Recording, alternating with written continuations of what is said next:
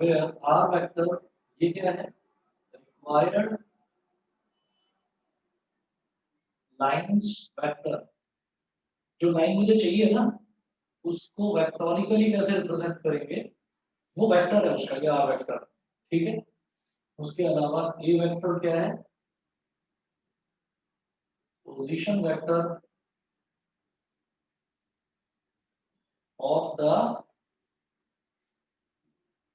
Given point. एक point दे रखा है, देखिए गिवन पॉइंट है and perpendicular to a given vector, sorry parallel to a given vector, ये परपेंडिकुलर मैंने गलत लिखा, पैरेलल, ठीक कर लीजिए इसको, parallel to a given vector. ठीक, तो इसमें क्या है कि बी वेक्टर क्या है, बी वेक्टर वो एक वेक्टर है, एक ऐसा वेक्टर जिस वेक्टर के पैरेलल मुझे एक लाइन बनानी है नहीं। ठीक है, तो वो बी वेक्टर दे रखा है मेरे को, तो बी वेक्टर क्या है, given parallel vector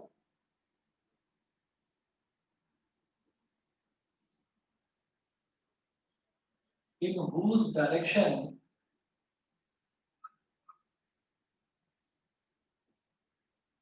the new line is to be drawn,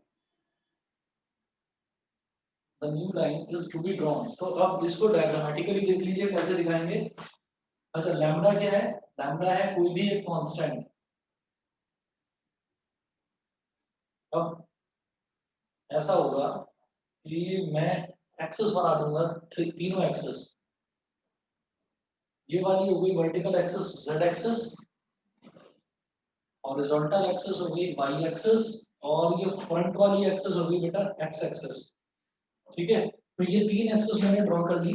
अब जरा देखिएगा क्या करना है इसमें, कि सबसे पहले ये देखिए कि क्या क्या चीज मुझे गिवन है, फिर उसके बाद जो मुझे नई लाइन बनानी है ना, उसको तो मैं रिप्रेजेंट कर ही लूंगा, किस तरह से करना है वो तो मैं देख ही लूंगा। तो सबसे पहले मुझे गिवन पॉइंट दे रखा है, मेरे को एक पॉइंट दे रखा है ए वेक्टर। तो सोचिएगा कि जो मेरे को पॉइंट दे रखा है वो पॉइंट कैसे दे रखा होगा, फॉर एग्जांपल ऐसे दे रखा होगा 1,2,3 या 2,3,4 या 2,11,80, कुछ भी दे रखा होगा, कोई तीन पॉइंट्स दे रखे हो। तो वो तीन पॉइंट्स स्पेस में कैसे लोकेट करते हैं, स्पेस में डॉट लगा देते हैं बस। तो मैंने यहाँ पर डॉट लगा दिया ऐसे। ठीक है, लेकिन ये डॉट लगाने से तो काम चलेगा नहीं। इन्होंने क्या बोला है, ए वेक्टर क्या है, ये जो पॉइंट दे रखा है इसका पोजीशन वेक्टर। तो पोजीशन वेक्टर निकालने के लिए क्या करना पड़ता है, जो भी पॉइंट दे रखा है उसको ओरिजिन से ज्वाइन करना पड़ता है। तो ये जो पॉइंट दे रखा है इस पॉइंट को मैंने ओरिजिन से ज्वाइन कर दिया ऐसे। तो अब ये जो बन गया ना, ये बन गया ए वेक्टर, गिवन पॉइंट का पोजीशन वेक्टर। पहले तो ये बताइए ये चीज समझ में आई कि नहीं। Yes sir. है ना, तो ये तो गिवन पॉइंट है, इस पॉइंट के कोऑर्डिनेट्स क्या हैं वो मुझे नहीं पता, तो मैंने लिखे भी नहीं है यहाँ पर, मुझे तो वेक्टर फॉर्म में बनाना था, तो मैंने इसका पोजीशन वेक्टर बना लिया। अच्छा, अब एक दे रखा है मुझे डायरेक्शन वेक्टर। डायरेक्शन वेक्टर मतलब बी वेक्टर को डायरेक्शन वेक्टर भी बोल देते हैं। तो वो कहीं भी दे रखा है, तो हमने कहा कि चलिए ये ऐसे दे रखा है, मान लो ऐसे,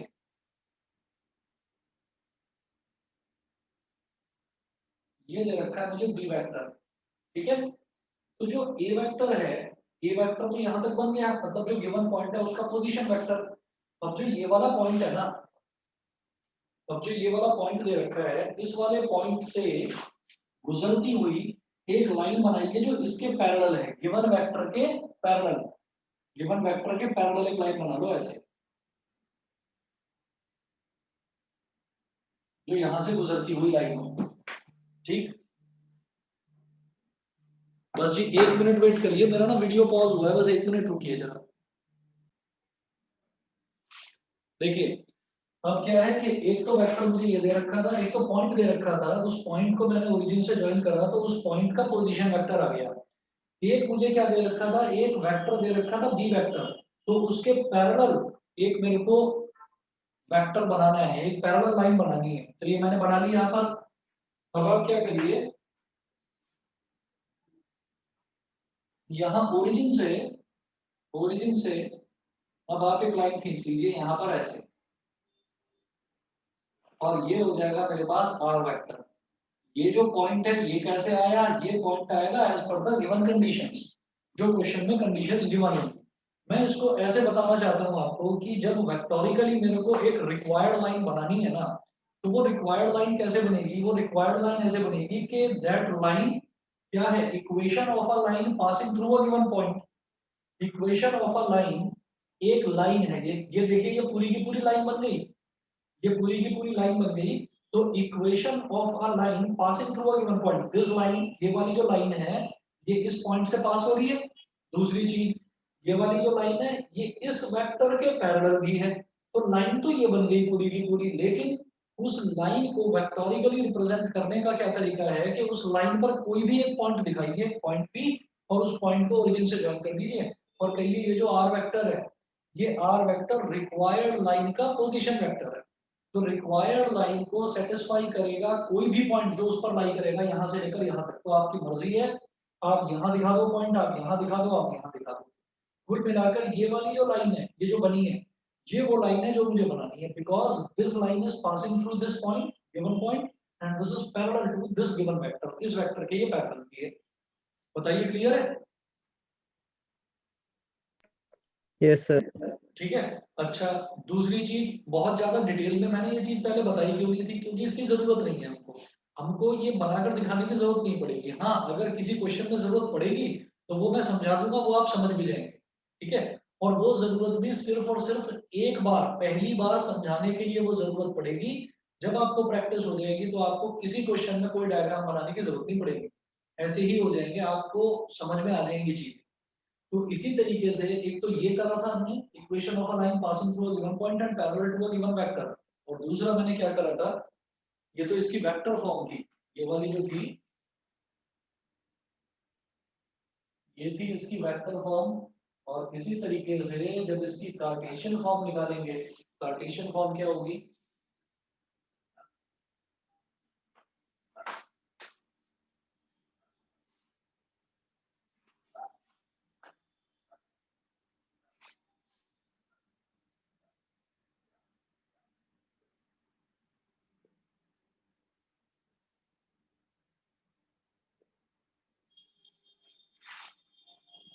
कार्टेशियन फॉर्म लास्ट टाइम देखा था हमने।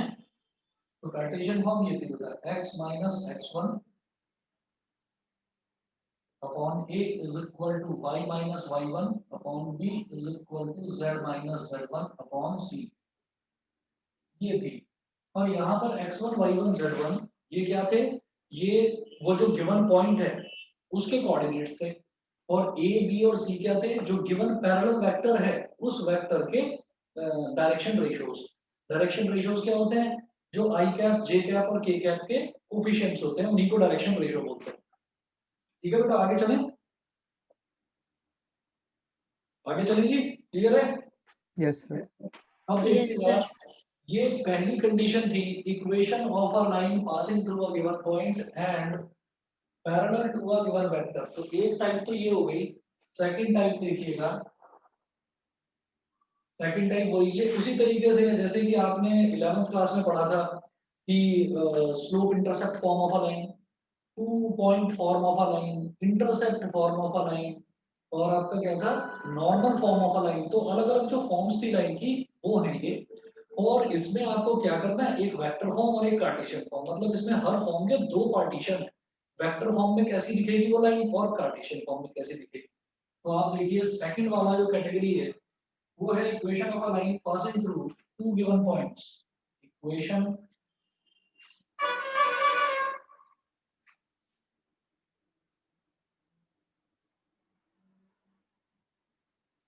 Equation of a line passing through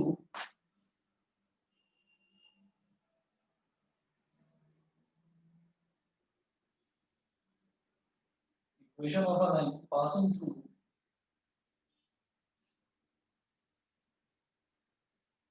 two given points.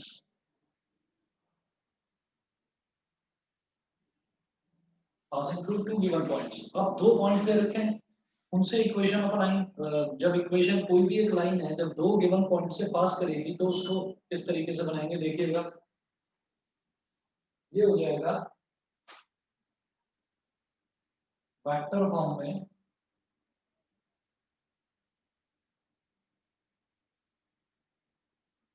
r vector is equal to a vector plus lambda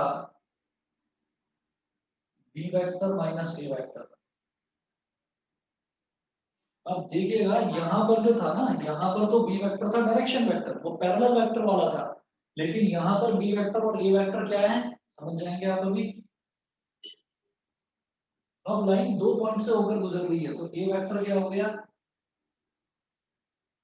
position vector of first point, और b वेक्टर क्या हो गया, पोजीशन वेक्टर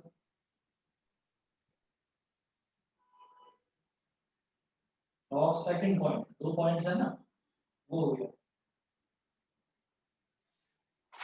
ठीक है, उसके बाद देखिएगा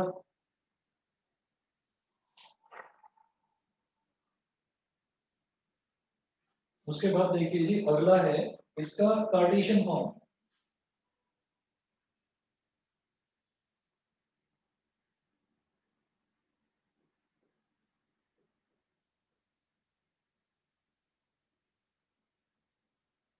बिल्कुल इसी के जैसा है, x माइनस एक्स वन, एक ही जगह लिख देंगे x2 minus x one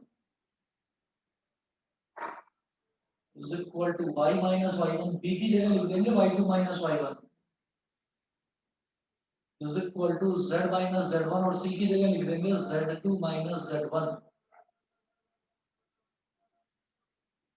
where x1 comma y1 comma z1, ये क्या हो गया, कोऑर्डिनेट्स ऑफ फर्स्ट पॉइंट। फिर है x2 comma y2 comma z2, ये क्या हो गया, कोऑर्डिनेट्स ऑफ सेकंड पॉइंट। ठीक है, बस इतना। इसके बाद देखिएगा, इस पर एग्जांपल देखते हैं, पेज नंबर 470 पर एग्जांपल नंबर 7 है।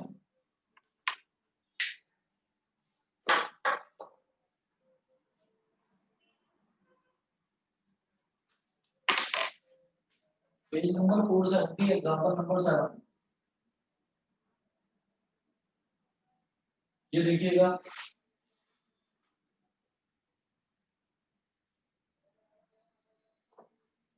एग्जांपल 7 में है बेटा, find the vector equation for the line passing through the points -102 and 346। तो मुझे क्या बताना है, केवल और केवल वेक्टर फॉर्म बतानी है। दोबारा देखिए क्वेश्चन में क्या पूछ रहे हैं, फाइंड द वेक्टर इक्वेशन, सिर्फ वेक्टर फॉर्म बतानी है for the line passing through the points. तो दो पॉइंट्स दे रखे हैं, तो इसका मतलब ये वाली कैटेगरी है, equation of a line passing through two given points. तो एग्जांपल 7 में देखिए, गिवन 2 पॉइंट्स आर, ये क्या क्या दे रखे हैं, -102 -102 एंड दूसरा दे रखा है बेटा 346।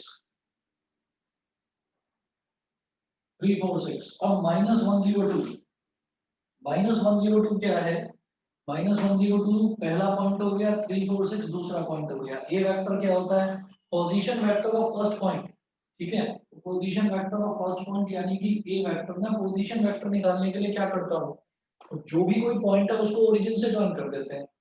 जिस कोई भी पॉइंट है उसको ओरिजिन से ज्वाइन कर देते हैं। ओरिजिन के कोऑर्डिनेट्स क्या होते हैं, 0 0 0, और इसके बताइए, इसके कोऑर्डिनेट्स मान लीजिए मेरे पास हो गए P, Q, R।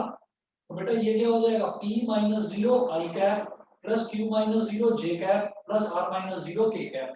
तो इससे क्या समझ में आता है, p माइनस जीरो का मतलब क्या हो गया, p ही तो हो गया, q माइनस जीरो का मतलब q ही तो हो गया। तो जो पॉइंट दे रखा है उन्हीं कोऑर्डिनेट्स के आगे i cap j cap k cap लगाकर ऐड कर दीजिए, सीधा आपका पोजीशन वेक्टर बन गया। तो क्या पॉइंट दे रखा है, -1 0 और 2, तो -1 i cap 0 j cap Yes. और 2 k कैप। ये हो गया पहले पॉइंट का पोजीशन वेक्टर। फिर दूसरे पॉइंट का position vector b vector 3 i cap plus 4 j cap plus 6 k cap. a cap और a वेक्टर और b वेक्टर आ गया। और क्या चाहिए, कुछ भी नहीं, और तो किसी चीज की जरूरत भी नहीं है। लैम्डा इज अ कांस्टेंट, तो लैम्डा को तो लैम्डा ही रहने देते हैं हम। देखिए ये हटा रहा हूं, इधर कर रहा हूं इसको।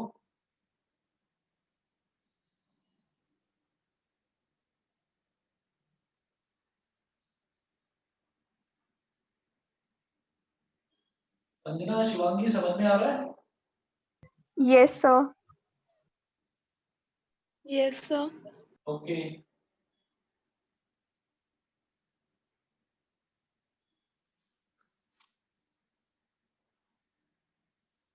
ये हो गया ए वेक्टर और ये हो गया बी वेक्टर। अब जरा देखिएगा क्या बनाना है, वेक्टर फॉर्म बनानी है लाइन की, तो कैसे बनेगी देखिएगा।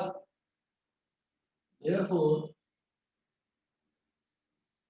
required line in vector form क्या हो जाएगी, r vector is equal to a vector plus lambda b vector minus a vector. तो r vector is equal to, पहले a वेक्टर लिखो, -1 i cap plus 0 j cap plus 2 k cap, -1 i cap plus 0 j cap plus 2 k cap. इसको एक bracket में डालिए,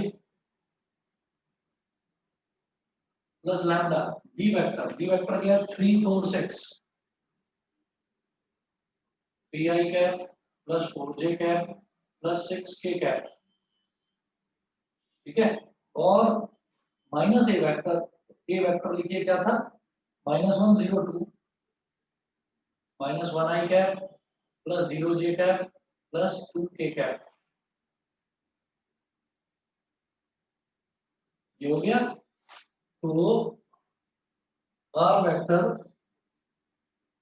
is equal to, देखिए 0 j cap है, उसको लिखने की कोई जरूरत नहीं होती, तो -1 i cap plus 2 k cap, ये लिखकर ब्रैकेट में डालो।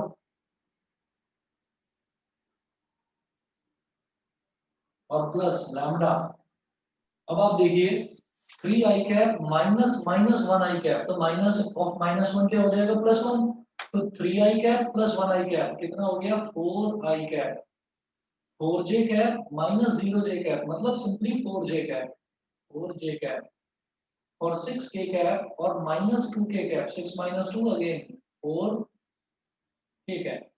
ये बन गई थी लाइन। बताइए सबको क्लियर है?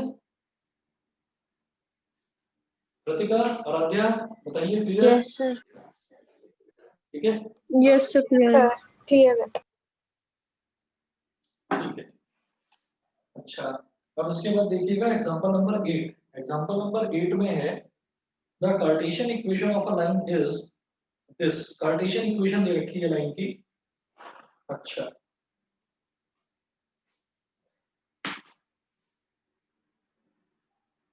आप लोगों को लास्ट टाइम एक चीज बताई थी मैंने, ये जो आर वेक्टर है ये क्या है, ये लाइन का रिक्वायर्ड वेक्टर है। जो भी लाइन हमको बनाई जा रही है, जो रिक्वायर्ड लाइन है उसका वेक्टर है ये। ठीक है, तो अब जरा देखिएगा कि आर वेक्टर जो है, आर वेक्टर था क्या, आर वेक्टर था x I cap plus Y J cap plus Z K cap. Are vector था x I cap plus Y J cap plus Z K cap, ये था। ठीक है, इस चीज को दिमाग में रखेंगे, क्योंकि कई बार हमें क्या करना होता है, कई बार हमें कोई एक फॉर्म दे रखी है लाइन की और हमें उसको दूसरी फॉर्म में कन्वर्ट करना होता है। मतलब वेक्टर फॉर्म है, वेक्टर को कार्टेशियन में कन्वर्ट करना हो या कार्टेशियन को वेक्टर में कन्वर्ट करना हो, तो उसका एक पर्टिकुलर मेथड होता है। वो अभी मैं आपको एग्जांपल नंबर 8 में बताऊंगा।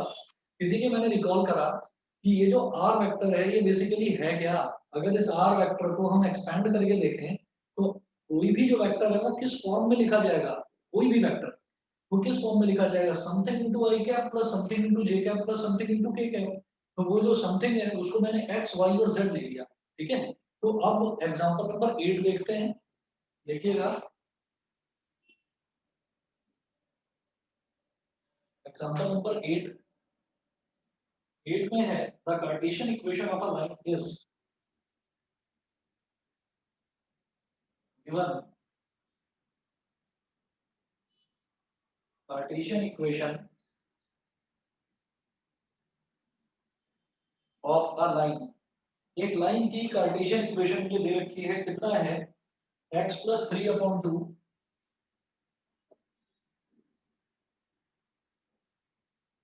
is equal to y minus 5/4 is equal to z plus 6/2।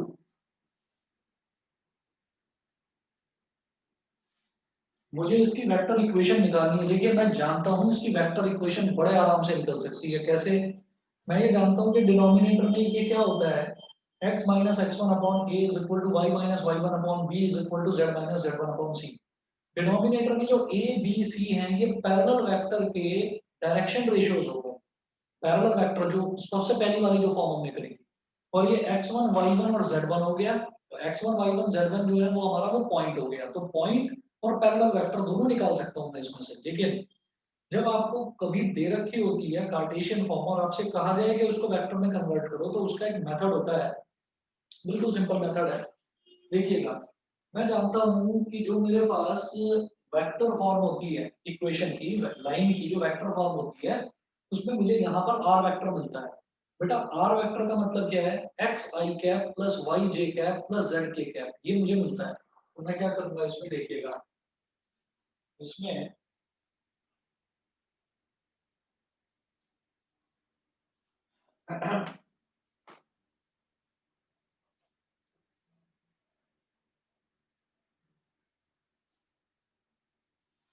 Late x plus 3 upon 2 is equal to y minus 5 upon 4 is equal to z plus 6 upon 2। भाई ये तीनों रेशो, ये जो मुझे लाइन की इक्वेशन दे रखी है कार्टेशियन फॉर्म में, तो एक तरह से क्या दे रखा है, ये तीनों रेशो मुझे इक्वल दे रखे हैं। जब ये तीनों रेशो इक्वल दे रखे हैं तो मैं क्या करूंगा इसमें, इन तीनों रेशो जो भी इक्वल है तो इसको लैम्बडा के इक्वल मान लिया, इज इक्वल टू लैम्बडा, ठीक है। देखिए बुक में मेथड वही दे रखा है जो डायरेक्ट मेथड है, मैं आपको ये मेथड बता रहा हूँ, ये आगे आपको प्लेन में भी काम आएगा। और जो इसकी मिसलेनियस एक्सरसाइज है 3D की, बहुत इंपॉर्टेंट है, जिसमें प्लेन और लाइन दोनों का कॉम्बिनेशन हो जाता है, तो उसमें समझने में थोड़ी सी दिक्कत आ सकती है, पर कोशिश करूंगा अच्छे से समझाने की। तो उसमें भी ये मेथड आपको काम आएगा, और मेथड कुछ भी नहीं है, बेहद आसान है।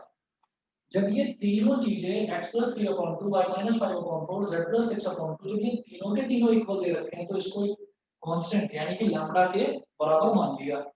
इस यहाँ से क्या समझ में आता है कि x प्लस 3/2 ये भी लैम्बडा के इक्वल है, y माइनस 5/4 ये भी लैम्बडा के इक्वल है, z प्लस 6/2 ये भी लैम्बडा के इक्वल है। जरा देखिएगा क्या करूंगा मैं इसमें, तीनों को अलग अलग ले लो, x plus 3/2 is equal to lambda. एक तो ये हो गया, semicolon y minus 5/4 is equal to lambda, ये हो गया। और बेटा तीसरा क्या हुआ, z plus 6/2 is equal to lambda. यहाँ से x की वैल्यू निकालिए, x इज इक्वल टू क्या हो जाएगा 2 लैम्बडा, और 3 इधर चला जाएगा, 2 लैम्बडा माइनस 3। y की वैल्यू निकालिए, 4 इधर चला जाएगा, 4 लैम्बडा माइनस 5 उधर जाकर प्लस 5 हो जाएगा, 4 लैम्बडा प्लस 5। और z की वैल्यू निकालिए, z क्या हो जाएगा 2 lambda minus 6। therefore r vector is equal to, r vector क्या होता है xi cap plus yj cap plus z K cap. डाल दो इसमें वैल्यू, x y और z की वैल्यू डाल दो, आर वेक्टर एक जनरल वेक्टर है, उस जनरल वेक्टर की फॉर्म क्या होती है, X I cap plus Y J cap plus Z K cap. मैंने एक्स वाई और जेड की वैल्यू निकाल ली, डाल दो इसमें। R vector is equal to X की जगह डालिए 2 lambda minus 3 I cap, Y की जगह डालिए 4 लैम्डा प्लस 5 जी कैप, और जेड की जगह डालिए 2 लैम्डा माइनस 6 2 लैम्डा माइनस 6 के कैप। ये हो गया। अब क्या करना है, अब इसमें लैम्डा वाली टर्म्स बिल्कुल अलग कर लीजिए। ये क्या हो गया, माइनस 3 आई कैप, अलग लिखो माइनस 3 आई कैप। यहाँ पर कांस्टेंट वाली टर्म देखो पहले, तो 5 जे कैप प्लस का 5 जे कैप, और इसमें कांस्टेंट वाली टर्म माइनस 6 के कैप। एक तो ये हो गया। फिर यहाँ है 2 लैम्डा, यहाँ है 4 लैम्डा, यहाँ है 2 लैम्डा, ठीक है। ये हो जाएगा 2 लैम्डा आई कैप, तो आप लैम्डा दो कॉमन, प्लस लैम्डा कॉमन ले लिया, तो क्या बचेगा बेटा 2 आई कैप, और यहाँ पर लैम्डा कॉमन लिया तो क्या बचेगा प्लस का 4 जे कैप, यहाँ लैम्डा कॉमन लिया तो क्या बचेगा प्लस का 2 के कैप। बताइए जी समझ में आया कि नहीं। क्या मिल गया, R vector is equal to A vector plus lambda B vector. हो गया कि नहीं, बताइए क्लियर है। Yes, sir. Yes, sir. Mayank बताइए क्लियर है। यस सर क्लियर है। आकर्ष, Clear है sir. चलिए जी। नैना गोयल, अदिति गोयल, दोनों को क्लियर है। Yes, sir. Yes, sir. हाँ सर। ठीक है बेटा। काजल क्लियर है। Yes sir. मुस्कान, चलिए जी।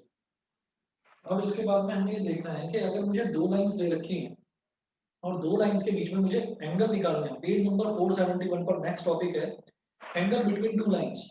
कैसे निकाला जा सकता है, ये इधर कर रहा हूँ, बीच का पोर्शन बिठाकर।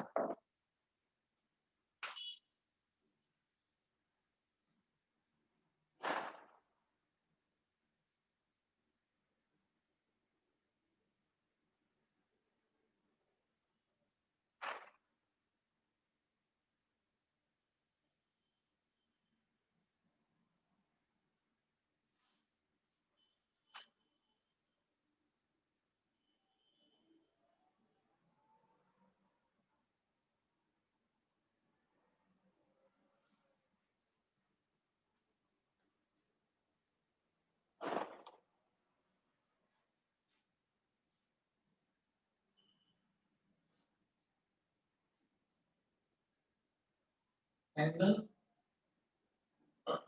Between two lines.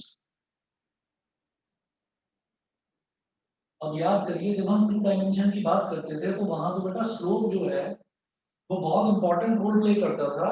स्लोप की हेल्प से मैं लाइन दो लाइंस के बीच का एंगल निकाल लेता था।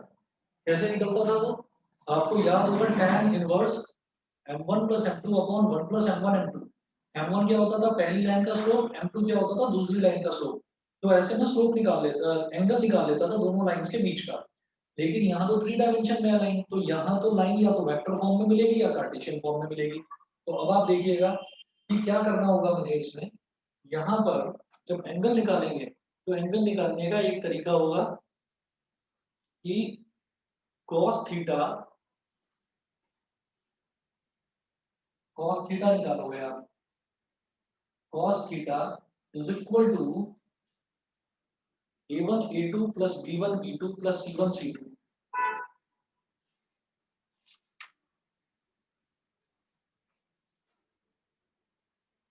a1 a2 plus b1 b2 plus c1 c2 upon under root a1 square plus b1 square plus c1 square multiplied by under root a2 square plus b2 square plus c2 square. ठीक है, ये पूरा निकालेंगे और इस पूरे का modulus होना चाहिए where a1 b1 and c1 are DRs मतलब direction ratios of first line and A2, B2 and C2 are DRs of second line.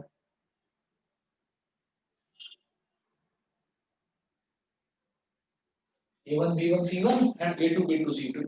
ठीक है, ये हो गया डायरेक्शन रेशियो, समझ गए ना। देखो अगर मेरे पास कार्टेशियन फॉर्म में भी दे रखी है तो क्या होता है कि x minus x one upon a, y minus Y one upon b, z minus Z one upon c. तो जो डायरेक्शन रेशियो निकालते हैं वो निकालेंगे किसके डायरेक्शन रेशियो, डायरेक्शन वेक्टर के। डायरेक्शन वेक्टर कौन सा होता है, जो पैरेलल वेक्टर दे रखा होता है, यानी कि ये ए बी और सी ये दे रखे होते हैं, ये पहली लाइन के डायरेक्शन रेशियो हो गए। ऐसे ही दूसरी लाइन भी अगर कार्टेशियन फॉर्म में दे रखी है तो अगेन ए बी और सी, वो A2 B2 C2 हो जाएगा। इसी तरीके से अगर मान लो वेक्टर फॉर्म में दे रखा हो तो वेक्टर फॉर्म में जो हम इक्वेशन लेकर चलते हैं ना बेटा, ये R vector is equal to A vector plus lambda B vector. तो ये जो बी वेक्टर है, ये बी वेक्टर मुझे डायरेक्शन देता है लाइन की, ठीक है, इसीलिए मैं बी वेक्टर को डायरेक्शन वेक्टर भी बोलता हूँ। तो इसके जो कोफिशिएंट्स होंगे जैसे 2 4 और 2, 2 4 और 2 वो इस वाली पूरी लाइन के डायरेक्शन रेशियो हो गए। बताइए जी, समझ गए सभी बच्चे? सभी को क्लियर है ना ये चीज? अच्छा अगर नहीं भी है तो एक मिनट रुको, मैं आपको ये क्वेश्चन कराता हूँ, उससे और क्लियर हो जाएगा। आप आ जाइए पेज नंबर 472 पर, page number 472, example number 9, page number 472 example number 9। ठीक है, ये देखिएगा एग्जांपल नंबर 9 में है बेटा, find the angle between the pair of lines given by this. तो दो लाइंस दे रखी हैं, तो देखिए first line,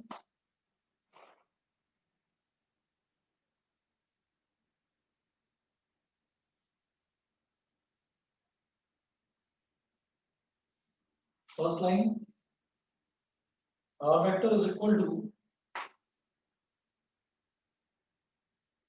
r vector is equal to 3i cap plus 2j cap minus 4k cap,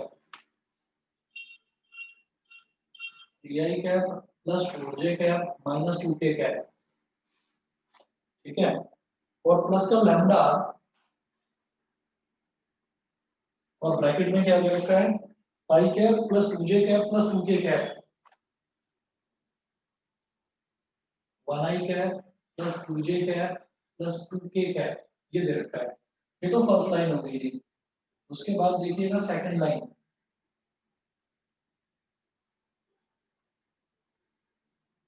second line है r vector is equal to, second line में क्या दिया है, 5i cap minus 2j cap, 5i cap minus 2j cap plus lambda है ना constant, इसमें constant दे रखा है न्यू, और ब्रैकेट में क्या है 3i cap plus 2j cap plus 6k cap,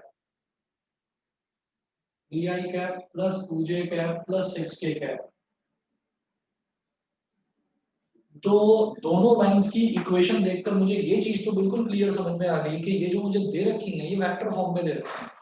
अब वो बोल रहे हैं कि दोनों लाइंस के बीच में एंगल क्या होगा वो निकालना है। तो आप ये देखिएगा कि जब भी कभी मैं बात करता हूँ वेक्टर फॉर्म की, तो वेक्टर फॉर्म होती है r vector is equal to A vector plus lambda B vector.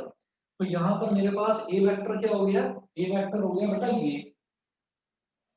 तो ए वेक्टर क्या है, ए वेक्टर तो सिर्फ एक केवल एक पॉइंट है जिस पॉइंट से होकर वो लाइन गुजरती है, ए वेक्टर तो वो पॉइंट हो गया। और ये जो बी वेक्टर है, इस बी वेक्टर से उस लाइन की डायरेक्शन का पता चलता है, ये है डायरेक्शन वेक्टर। तो इसके जो डायरेक्शन रेशियोज है 1 2 और 2, ये मेरे लिए हो गए इस पूरी लाइन के डायरेक्शन रेशियो। ठीक है, क्योंकि ये एक पॉइंट है, ऐसे तो न जाने कितने पॉइंट होंगे जो लाइन पर लाई करेंगे, लेकिन लाइन की डायरेक्शन सेम ही रहेगी, डायरेक्शन चेंज नहीं होगी लाइन की। अगर वो नॉर्थ से साउथ जा रही है तो लाइन नॉर्थ से साउथ ही जाएगी, तो उसकी direction is not going to change. तो इसका मतलब जो डायरेक्शन वेक्टर होता है उसी के जो कोफिशिएंट होते हैं वही डायरेक्शन रेशियो कहलाते हैं। ये सबको क्लियर है, ये वाली चीज सबको क्लियर है? Yes, Yes, sir. sir. ठीक है, अब इसी तरीके से देखिए सेकंड लाइन में भी r vector is equal to a vector plus lambda b vector. तो a vector again it is a point, यहां से लाइन पास हो रही है, लेकिन ये डायरेक्शन वेक्टर है, this is not going to change, direction same रहेगी लाइन की, डायरेक्शन अगर टेढ़ी मेढ़ी हो गई तो फिर वो लाइन ही नहीं करेगी, ठीक है। तो इसका मतलब ये मेरे पास हो गया बेटा A1 B1 C1 ABC होते हैं ना डायरेक्शन रेशियोज। तो क्योंकि पहली अब दो लाइन दे रखी है तो पहली लाइन के लिए फर्स्ट लाइन के लिए डायरेक्शन रेशियो ABC ना बोलकर A1 B1 C1 बोल देंगे। सेकंड लाइन के लिए डायरेक्शन रेशियोज को ABC ना बोलकर A2 B2 C2 बोल देंगे, ठीक है। अब जरा देखिए कि अब मुझे कुछ नहीं करना, इसमें वैल्यू डालनी है और आंसर निकालना है। देखो आप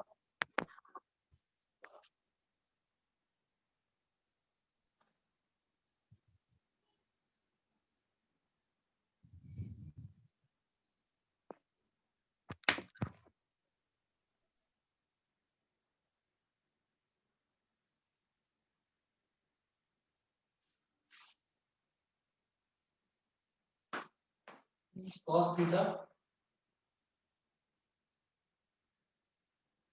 ये सबसे पहले आप वैल्यूज लिखिए A1 1 2 2, तो A1 is equal to 1, B1 is equal to 2 and C1 is equal to 2। फिर A2 B2 C2, तो 3 2 6,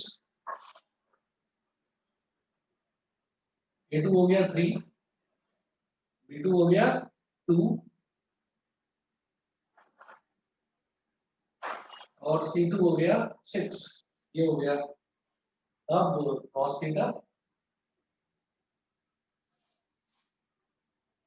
modulus A1 A2 plus B1 B2 plus C1 C2 upon under root A1 square plus B1 square plus C1 square A2 square plus B2 square plus C2 square modulus cos theta is equal to modulus A1 A2 मतलब 1 into 3 plus B1 B2 कितना हो गया 2 into 2 plus C1 C2 कितना हो गया 2 into 6 upon under root A1 square कितना हो गया 1 का स्क्वायर, B1 स्क्वायर कितना हो गया 2 का स्क्वायर और C1 स्क्वायर क्या हो गया ये भी 2 का स्क्वायर। फिर A2 क्या हो गया 3 का स्क्वायर, B2 क्या हो गया 2 का स्क्वायर और C2 क्या हो गया 6 का square. cos theta is equal to modulus 1 into 3 क्या हो गया 3 प्लस 2 into 2 हो गया 4, 2 into 6 हो गया 12, 2 का स्क्वायर 4, 2 का square 4, 4 plus 4 8 plus 1 9 under root 9, 3 का स्क्वायर 9, 2 का स्क्वायर 4, 9 plus 4 13, 13 और 36 कितना हो गया 49। तो cos थीटा 3 plus 4 7, 7 plus 12 हो गया 19, 9 का स्क्वायर रूट हो गया 3, 49 का हो गया 7। तो थीटा इज इक्वल टू क्या हो गया cos इनवर्स 19/21। बताइए जी सभी को क्लियर है, सभी Yes, को sir. क्लियर है, ठीक है। अब इसी तरीके से एग्जांपल नंबर 10 देखिए।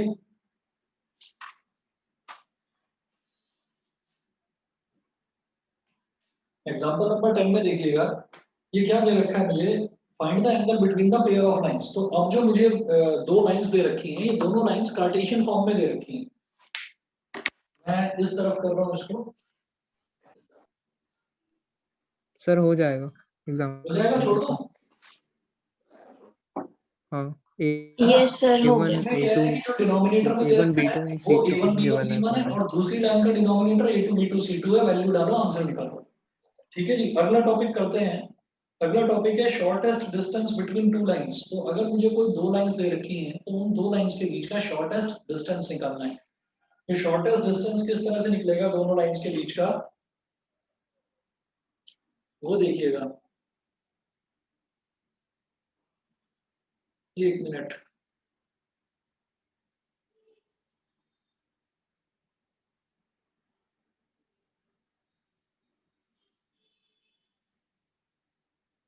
देखिए जी,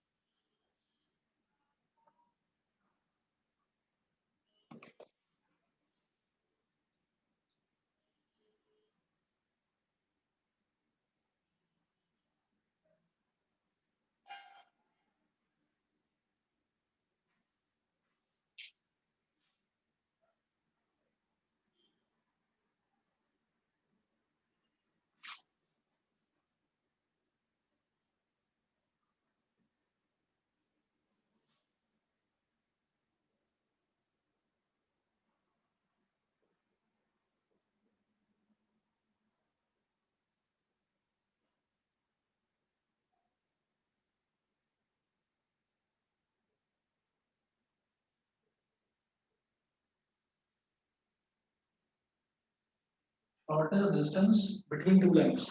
अगर दो लाइंस मुझे दे रखी हैं और उन दो लाइंस के बीच का शॉर्टेस्ट डिस्टेंस निकालने के लिए बोला जाए, तो हम ये देखेंगे, सबसे पहले हम ये देखेंगे कि वो दोनों लाइंस पैरेलल हैं या फिर स्क्यू हैं।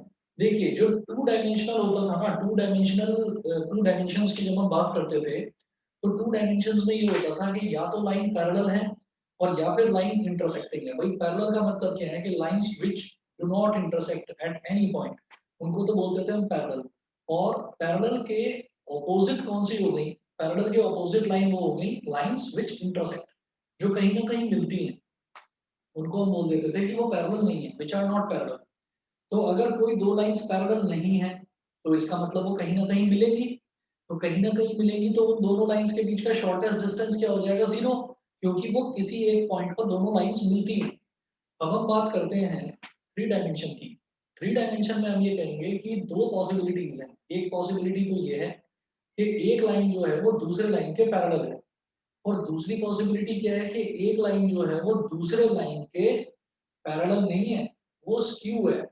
अब स्क्यू लाइंस कैसी होती है ये समझिएगा आप। ये देखो, बस मैं स्क्यू लाइन समझाने के लिए कर रहा हूँ थ्री डायमेंशन में। और अगर आपको डायग्रामेटिकली नहीं समझना, तो आप सीधा सीधा ये देखिएगा कि पैरेलल लाइंस वो होती हैं व्हिच डू नॉट इंटरसेक्ट, और स्क्यू लाइंस कौन सी होती हैं कि वो लाइंस जो है वो पैरेलल तो नहीं होती लेकिन इंटरसेक्ट भी नहीं करती। कैसे, वो देखो जरा, एक बार समझ लेंगे तो बैठ जाएगा दिमाग में। अगर मैं थ्री डी की बात करता हूँ तो फिर किसी ना किसी थ्री डी फिगर की बात करते हैं। तो थ्री डी फिगर, चलो मान लीजिए हमने सिलेंडर ले लिया, या सिलेंडर नहीं लेंगे, हम थ्री डी फिगर लेंगे, एक क्यूबॉइड ले लेते हैं चलो। तो क्यूबॉइड देखिएगा, ये क्यूबॉइड हो गया।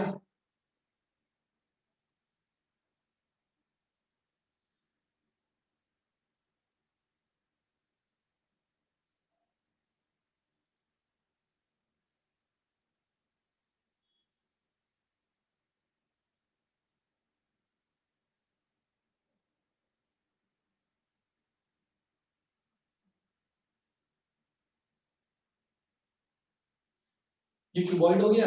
अब इसमें क्यूबॉइड में क्या देखना है हमें कि क्यूबॉइड में अगर मैं दो लाइंस की बात करूं, तो अगर मान लो हमारे पास कोई भी इसके प्लेन्स दे रखे हैं, जैसे मान लीजिए कि जो प्लेन्स हैं, जैसे मान लो इधर वाला प्लेन है और इधर वाला प्लेन है, नीचे वाला ऊपर वाला, जो भी प्लेन्स दे रखे हैं, उन प्लेन्स में कहीं पर भी आप लाइन लो। मान लो ऊपर वाले प्लेन में आपने लाइन ली सीधी और नीचे वाले प्लेन में आपने लाइन ली सीधी, तो वो दोनों लाइंस पैरेलल होंगी। अब आपने क्या करा कि एक लाइन तो ले ली, ये जो आगे वाला पॉइंट है और पीछे वाला पॉइंट है, इसके डायगोनल ले ली एक लाइन, ठीक है। और एक लाइन आपने ले ली कि इसके आगे वाला पॉइंट और इसके पीछे वाला पॉइंट, ऐसे। तो एक तो आगे से पीछे की तरफ जा रही है और एक इसके पीछे से आगे की तरफ आ रही है। तो ये दोनों लाइंस जो हैं ये पैरेलल नहीं है, लेकिन ये थ्री डायमेंशन में है तो ये इंटरसेक्ट भी कभी नहीं करेंगे। ये टू डायमेंशन में होती तो टू डायमेंशन में तो मैं जानता हूँ डायगोनल्स हमेशा इंटरसेक्ट करते हैं, ठीक है। क्योंकि अगर मान लो मैं सिर्फ फ्रंट फ्रंट वाले रेक्टेंगुलर पोर्शन की बात करता, इसका ये डायगोनल इसका ये डायगोनल, वो तो इंटरसेक्ट करता ही करता। लेकिन अगर मैं 3D की बात करूंगा तो ये लाइंस पैरेलल भी नहीं है और इंटरसेक्ट भी नहीं करती, तो ऐसी लाइंस को हम बोल देते हैं बेटा स्क्यू लाइंस। समझ गए कि नहीं बताइए? 3D में इतना इतना समझ में आ गया बताइए? सर एक बार दोबारा बता दीजिए, बस एक मेरा मिनट वाईफाई रुको, एक मिनट कनेक्शन। रुको, मेरी ना वीडियो पॉज हो गई है, एक मिनट रुको। हाँ जी, दोबारा समझिए। अगर मैं ये कहता हूँ कि ये पीछे वाला जो फेस है, पीछे वाले फेस का जो ये ऊपर वाला पॉइंट है और जो आगे वाला फेस है, इसका आगे वाला पॉइंट है, इसको एक लाइन से आप खींच लीजिए, ऐसे ड्रॉ कर लीजिए। ठीक है, तो एक लाइन ये हो गई। यहाँ का जो आगे वाला फेस है और यहाँ का जो पीछे वाला फेस है, उन दोनों को ज्वाइन कर दीजिए। ठीक, तो ये एक दूसरे के ऊपर तो होंगे, ये एक दूसरे के ऊपर तो होंगे, पर 3D की वजह से ये इंटरसेक्ट नहीं करेंगे, ये गुजर जाएंगे। मतलब एक लाइन ऐसे आ रही है और एक लाइन ऐसे आ रही है, तो ये इस तरीके से जाएंगी, ये ऐसे टच नहीं करेंगी, ये इंटरसेक्ट नहीं करेंगी। समझ गए? बस यस सर। समझने की कोशिश ही कर सकते हो आप। ठीक है, तो ये बताइए बस। अच्छा, ये समझ लो कि कोई भी जो 3 डायमेंशन में दो लाइंस या तो पैरेलल होती हैं या फिर ऐसी भी लाइंस होती हैं जो पैरेलल नहीं होती और उसके बावजूद भी कहीं इंटरसेक्ट नहीं करती। 2D में तो हमने ये देखा था कि लाइंस या तो पैरेलल होती हैं और अगर पैरेलल नहीं होती तो फिर वो इंटरसेक्टिंग होती है। लेकिन यहाँ पर क्या है कि पैरेलल ना होते हुए भी, लाइंस इंटरसेक्ट नहीं करेंगी, तो उन लाइंस को हम बोलेंगे स्क्यू लाइंस। बताइए समझ गए कि नहीं? Yes sir. Yes, sir. चलो ठीक है, मुझे आवाज से समझ में आ गया कि आपको कैसा समझ में आया है। देखिए, हम ये कहेंगे distance between to skew lines, distance between to skew lines.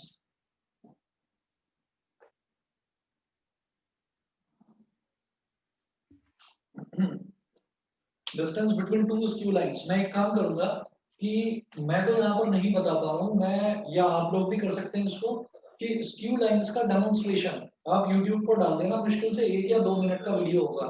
ठीक है, मैं भी देख लूंगा। अगर मुझे कोई ठीक लगता है जो ज्यादा अच्छे से डेमोन्स्ट्रेट करे, उसमें क्यूबॉइड को ना वो ऐसे घुमाकर दिखाएंगे 3 डायमेंशन में, तो वो ज्यादा अच्छे से समझ में आ जाएगा। मैं बोर्ड पर समझा नहीं पा रहा हूँ। बस ये समझिए कि 3 डायमेंशन में अगर लाइंस पैरेलल होती हैं तो फिर इंटरसेक्टिंग नहीं होती।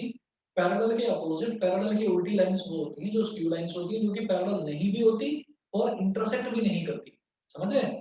तो इसको वीडियो से ज्यादा अच्छा समझ में आ जाएगा। तो मैं देखूंगा, अगर मुझे कोई वीडियो मिल गई ना तो मैं आपके साथ शेयर करूंगा, समझ जाएंगे आप फिर। अच्छा, इसके बाद distance between to skew lines. जब दो लाइंस स्क्यू होती हैं तो उनके बीच में डिस्टेंस कैसे निकालते हैं वो देखिएगा। वेक्टर फॉर्म, वेक्टर फॉर्म में D is equal to,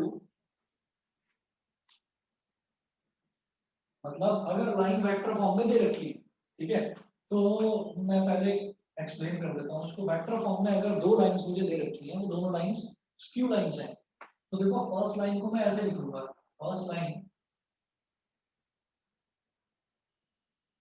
R vector is equal to A1 plus lambda, A1 vector plus lambda B1 vector, and second line is R vector is equal to A2 vector plus lambda B2 vector, A2 vector plus lambda B2 vector। ये है। तो इस case में जब ये दो lines दे रखी हैं तो डिस्टेंस कैसे निकालेंगे?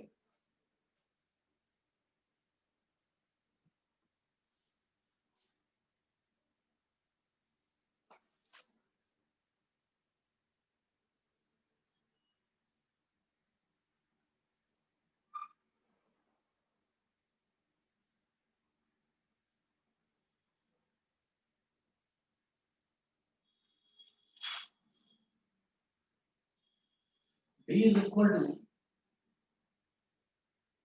modulus B1 vector cross B2 vector dot A2 vector minus A1 vector,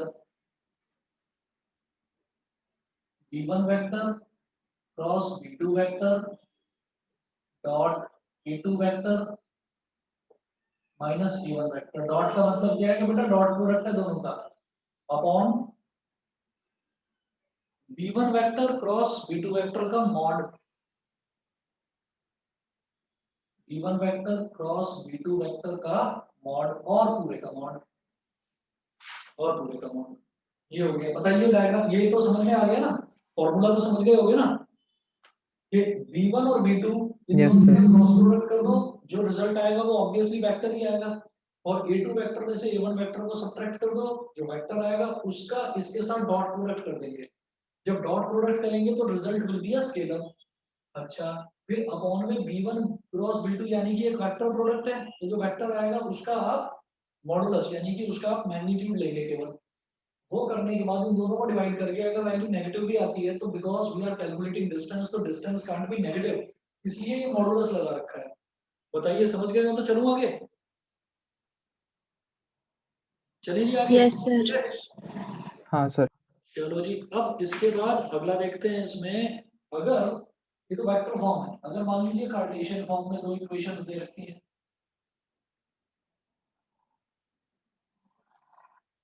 Cartesian form में कैसे करेंगे?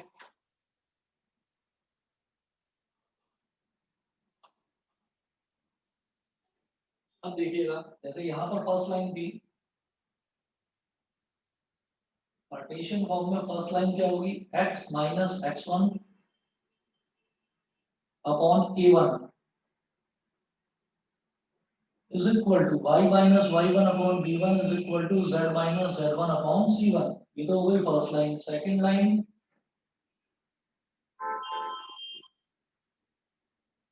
x minus x2 upon a2 is equal to y minus y2 upon b2 is equal to z minus z2 upon c2। First line हो गई और second line हो गई, ठीक है। अब जब इन दोनों के बीच का डिस्टेंस निकालेंगे तो भैया डिस्टेंस निकालना इसका थोड़ा सा बड़ा फॉर्मूला है, ये बता के बता रहा हूं मैं।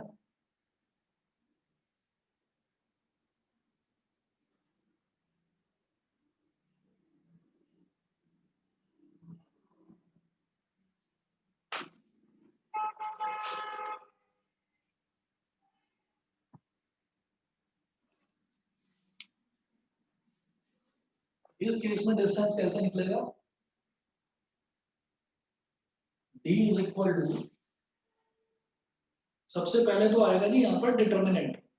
डिटर्मिनेंट कैसे,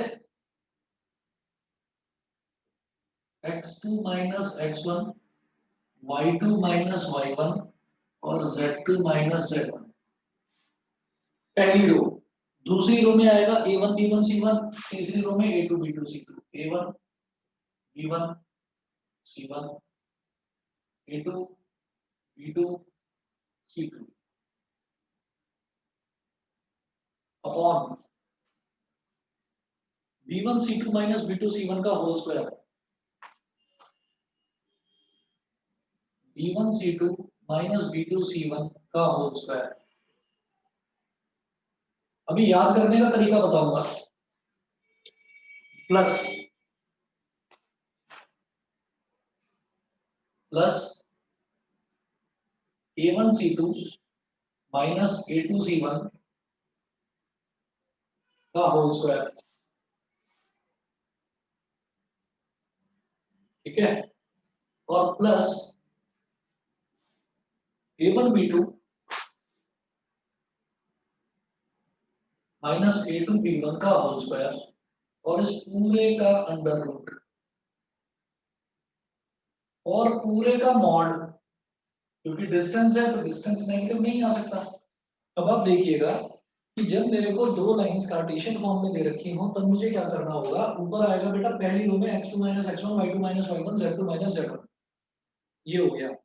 ये करने के बाद दूसरी और तीसरी रो बड़ी आसान है, a1 b1 c1 a2 b2 c2। उसके बाद अंडर रूट के अंदर वाली टर्म देखिए कैसे होगी, आप ये देखो कि आप मान लो कि इस डिटर्मिनेंट को एक्सपैंड कर रहे हो, तो ये वाला कॉलम छोड़ दो, ये वाली रो छोड़ दो, तो क्या हो जाएगा b1 c2 minus b2 c1, b1 c2 minus b2 c1, तो b1 c2 minus b2 c1 का होल स्क्वायर हो गया, प्लस फिर इसको छोड़ दो और इसको छोड़ दो, तो A1C2 minus A2C1, A1C2 minus A2C1 का होल स्क्वायर प्लस, फिर इसको छोड़ दो और इसको छोड़ दो, तो A1B2 माइनस A2B1 का होल स्क्वायर, और पूरे का अंडर रूट लो, और जो भी वैल्यू ऊपर आए डिटर्मिनेंट को सॉल्व करके और इनको नीचे सॉल्व करके जो भी वैल्यू आए उनका आपको मॉड ले लेना है।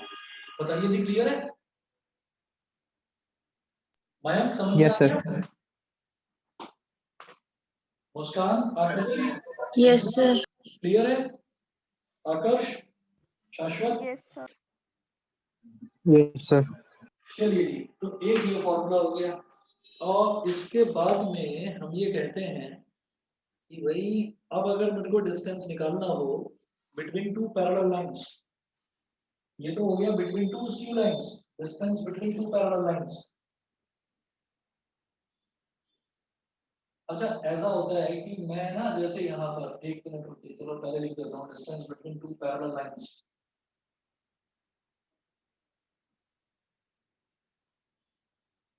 इसमें ऐसा होता है कि ये जो आपने फॉर्मूला देखा है ना, बहुत थकाने वाला बड़ा लंबा फॉर्मूला है। इससे ज्यादा आसान तरीका ये है कि अगर दो लाइंस हमको कार्टेशियन फॉर्म में दे रखी है ना, आप उन दोनों लाइंस को फटाफट से वेक्टर फॉर्म में कन्वर्ट करो, और फिर ये वाला फॉर्मूला कंपैरेटिवली बहुत आसान है और बहुत छोटा भी है, तो इस फॉर्मूले से भी आप कर सकते हैं। अब आ जाइए distance between two parallel lines, और ज्यादातर टीचर्स भी, ज्यादातर स्टूडेंट्स भी क्या करते हैं कि जो डिस्टेंस निकालने वाले फॉर्मूले हैं उसमें पर्टिकुलरली आपसे बोला नहीं जाता कि आप इस मेथड से करिए, तो वो क्या करते हैं, वो कोई एक मेथड याद कर लेते हैं, वेक्टर फॉर्म वाला मेथड याद कर लिया बस। कार्टेशियन में भी अगर दे रखा है तो पहले कार्टेशियन इक्वेशन को वेक्टर इक्वेशन में कन्वर्ट करो, और फिर उसके बाद ये मेथड लगा लो आप। तो इस तरीके से भी आप कर सकते हैं। अब जैसे है distance between two parallel lines, तो ये कैसे निकलेगा? अब पैरेलल लाइंस में और स्क्यू लाइंस में अंतर क्या होगा, ये देख लीजिएगा। पैरेलल लाइंस का मतलब क्या है कि पहली लाइन का भी और दूसरी लाइन का भी डायरेक्शन सेम होगा। डायरेक्शन सेम का मतलब क्या है कि दोनों के डायरेक्शन वेक्टर सेम होंगे, मतलब ये b1 वेक्टर और b2 वेक्टर अलग अलग ना लेकर हम सिंपली b वेक्टर ही लेंगे। ठीक है, तो आप ये देखिएगा distance between two parallel lines, तो फर्स्ट लाइन, और ऑब्वियसली वेक्टर फॉर्म की बात कर रहा हूं अभी मैं।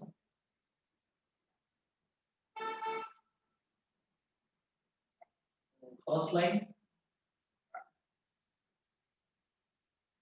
r vector is equal to a1 vector plus lambda b vector, यहाँ b1 नहीं लेंगे, सिर्फ b लेंगे। Second line r vector is equal to a2 vector plus mu b vector, यहाँ पर भी b2 वेक्टर नहीं लेंगे, सिर्फ b वेक्टर लेंगे, because both the lines are parallel. तो अब क्या होगा, अब डिस्टेंस निकालना, उसमें क्या है भाई, जब b1 और b2, जब b1 और b2 अलग अलग है ही नहीं, तो उनका क्रॉस प्रोडक्ट क्या करोगे आप? कुछ नहीं, तो आप क्या करेंगे, जब दोनों वेक्टर सेम ही हैं तो डिस्टेंस क्या हो जाएगा, d is equal to modulus, सिर्फ b वेक्टर लिखेंगे, b vector dot a2 vector minus a1 vector और upon modulus of b vector. बताइए, ये समझ में आ गया? तो दो अलग अलग वेक्टर्स नहीं है, b1 और b2 दो अलग अलग वेक्टर्स नहीं है, तो इस वजह से उन दोनों का अलग अलग मैंने क्रॉस प्रोडक्ट नहीं करा। b1 क्रॉस b2 जहां आता था वहां सिर्फ b vector, b1 cross b2 का जहां मैग्नीट्यूड आता था वहां सिर्फ b वेक्टर का मैग्नीट्यूड। क्लियर है? फॉर्मूला क्लियर है? Yes, sir. हाँ ठीक है सर। जी। अब एग्जांपल नंबर 11 है, 12 है और एक्सरसाइज 11.2 है। ट्राई करिए, ट्राई करिए, जो डाउट्स है मेरे से पूछना। कल का दिन है आपके पास, छुट्टी है कल की, परसों का भी दिन है, 2 दिन है, इसको करो आराम से ट्राई। और ट्यूसडे को पहले आपके 11.2 के मैं डाउट्स लूंगा और उसके बाद फिर प्लेन स्टार्ट कराऊंगा। ठीक है, ओके सर। चलिए जी फिर। Okay, sir. Thank you, sir. Okay. Thank you sir.